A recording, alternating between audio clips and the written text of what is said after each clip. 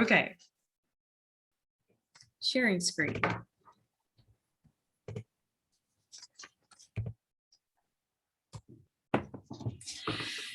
Hello, thank you so much for joining me today. My name is Amanda Tyner, otherwise known as Katie Tyner.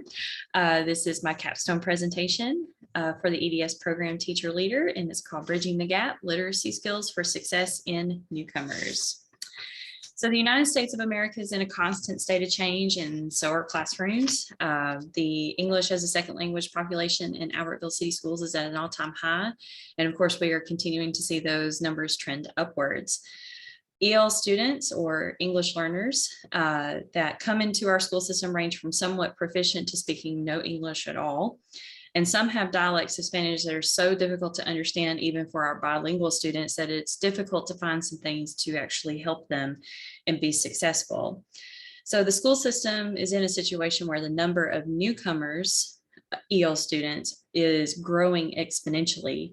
And so teaching these students in order for them to be successful is, of course, a common goal across our school system. And at Albertville Intermediate School in particular, the struggle is bridging that educational gap, specifically in reading.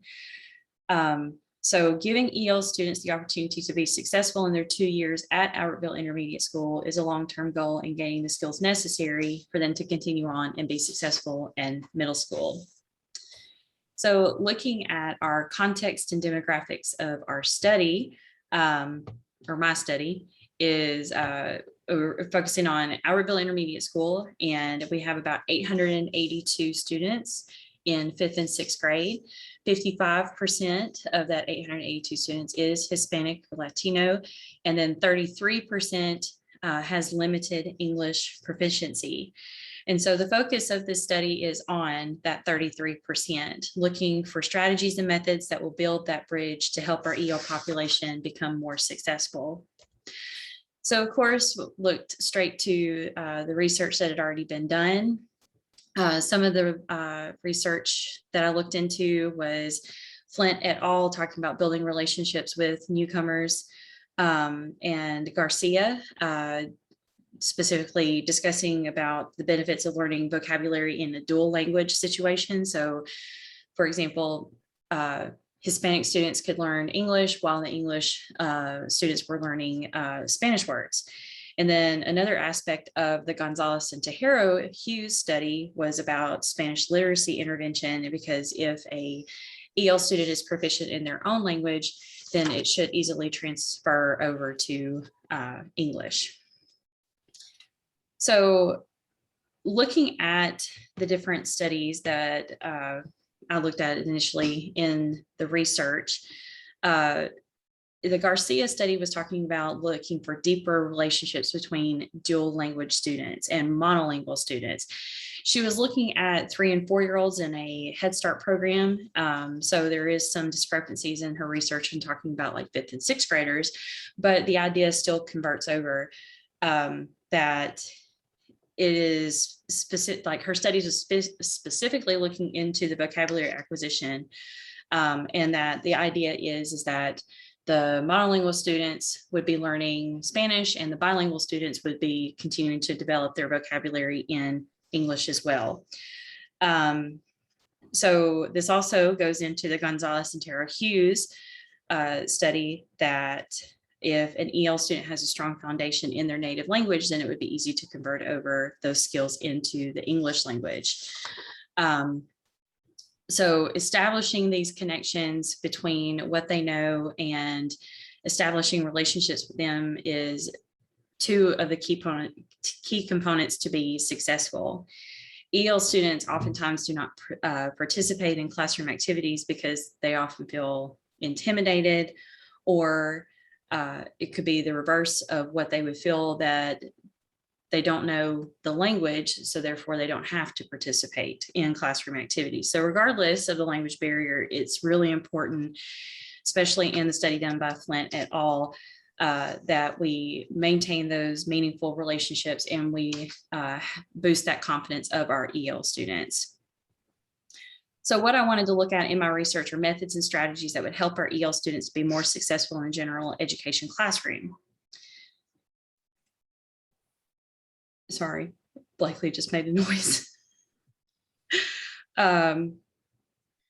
So our teachers are already exceptional at making accommodations for our EL students, but we are looking for a go-to toolkit for our teachers to be able to pull these strategies from in order for our EL students to be more successful. So, of course, I wanted to implement these strategies at the beginning of the year in our 4 sixth grade ELA and social studies classrooms. And of course, we wanted to look at STAR and access scores to support these strategies. So getting into talking about our stakeholders that would benefit from these changes, of course, these changes would benefit our EL students and their parents, of course, because if their students are successful, then of course they feel that, that sense of relief, that their students are adjusting well and that they are going to be successful through their school career. And of course, it's going to impact our teachers because we really want them to participate in this study. And ultimately, it's going to impact our school. So I put together a task force, and in this task force, it includes Dr. Miranda Battles, the assistant principal of Albertville Intermediate School. Also included Miss Amber Knight, our EL teacher, and our ELA, or one of our ELA aides and our EL aides, and translators, Miss Amy Flores, and of course our ELA and social studies teachers.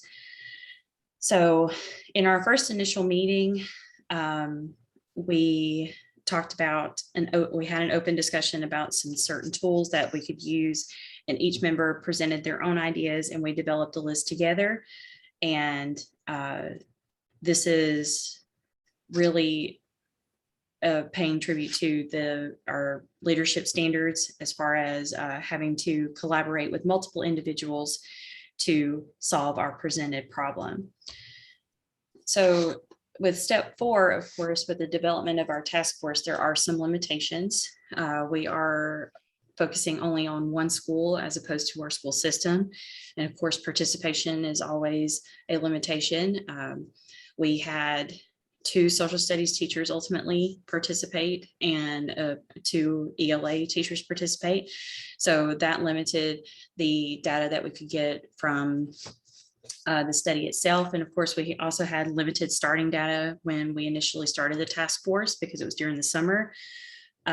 But as the school year has progressed, we have been able to get more data to support the strategies that we are trying to use. The criteria that will be used to coincide with the original 3-part problem is building relationships that are lasting and meaningful, building confidence through peer pairing and seeing more Spanish and English together, and building vocabulary with strategies backed by research. So each of these criteria will be used to determine the importance in test scores. So test scores will be analyzed, such as STAR, Access, and the ACAP. So our task force also discussed keeping our students set to newcomers and students that had been in our school system for 2 years or less. So step 6.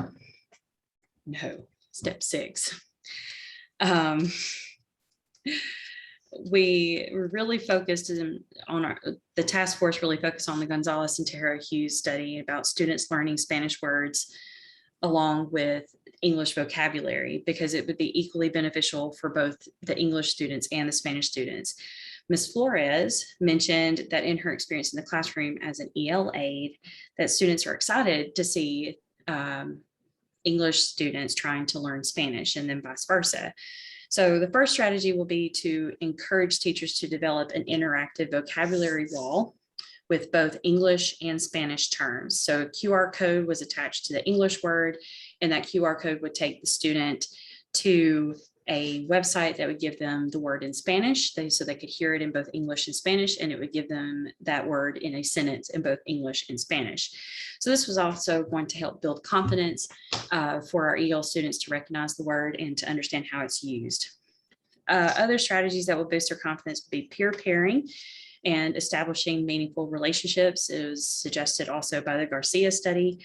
Ms. Flores suggested that peer pairing was beneficial to our EL students, especially when these students were struggling with listening and speaking skills as reflected on their access scores. So it goes hand in hand in building meaningful relationships. And so teachers express concern that they are not able to connect very easily with our EL students because of the language barrier. And it was suggested by Ms. Battles specifically to give like interest surveys in Spanish so they would know, get a little bit more background knowledge on their students and the things that they enjoy. So along with these strategies, teachers will receive professional development in Elevations program, which kind of takes the guesswork out of accommodating for EL students. It also gives teachers a one-stop location for assessments and accommodations to be made for EL students. So since this is a student-centered survey, of course, it was very important to receive feedback from our EL students. And so we conducted a survey that was given to sixth grade social studies homerooms, or the EL students, because that's how we have set up our homerooms this year. The survey began by asking how the school year was going so far. And we also continued on asking different questions about how the students felt as far as them being cared for. It's about going back to that building relationships and making those foundations as included in the Flint study. So as you can see, 70% of our EL population felt that they were cared for by both their teachers and their peers. And so that was a very good result. And only 30% had a negative response to either of those questions. The results of the survey also showed that only 40% of our EL students was actually using our interactive word wall. And so when asked specifically what would help them to engage in that interactive word wall more often, and a lot of the students, one of the options on the student survey was making the QR codes bigger. Other suggestions were, would you rather see the Spanish word than the English word? And trying to give them some input into how the interactive word wall worked. Discussing these survey results with Ms. Flores, our ELA, she suggested that adding the Spanish word would not be as beneficial because of the fact that our EL students need to see that English word more often, especially in social studies. She gave the example of, we were talking about World War I and U-boats. She's not going to translate the word U-boat into the Spanish word for submarine because they're not going to hear the Spanish word for submarine. They're going to hear the word U-boat instead. We also established that Ms. Flores helped us out the most when it came to helping our EL students be more confident with using the word wall. And so she was giving them like refresher courses and how to use it. And we did have more students participate as the weeks progressed. So the solutions to these problems, we are going to allow more opportunities for students to get to know each other, engage in more team building activities, or incorporate more activities that require teamwork, such as escape rooms or project-based learning. And we're going to reimagine peer pairings because we were having some issues with some of the students not being quite as willing to help. But after we had established the guidelines and, kind of said, this is what you're responsible for, they actually understood what we were asking them to do. And, they were actually starting to help our newcomers a lot more. And then lastly, we're going to make some modifications, or we made some modifications to the interactive word wall and making it more user friendly.